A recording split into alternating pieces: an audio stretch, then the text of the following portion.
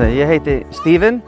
Áður en ég var að vinna í leikskóla þá var ég framkvæmdastjóri á SAP og rannsóknarseturs.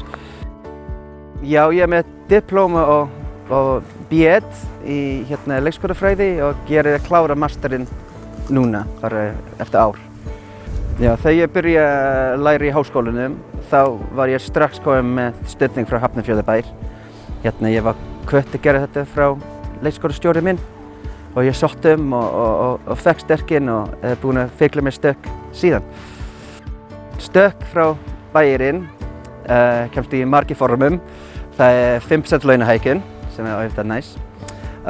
Og maður fær frí þegar það er starflotti eða vettfangsnám.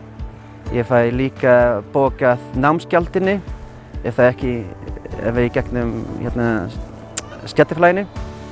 Og ég líka get að fá bókað fyrir námsbækurnar. Þau kaupa bækur fyrir mig og ég fá að nota bækur þegar ég er búinn þá eigi ég bókasafn Hafnarfjarðarbækurnar.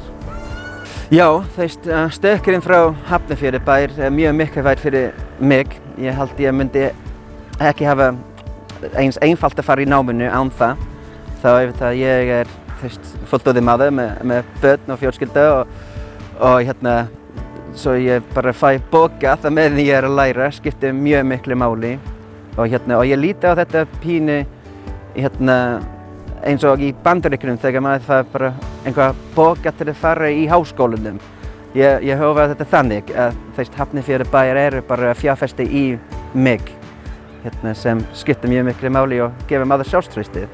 Að vinna á leikskóla í Hafnarfjarði er lítregt.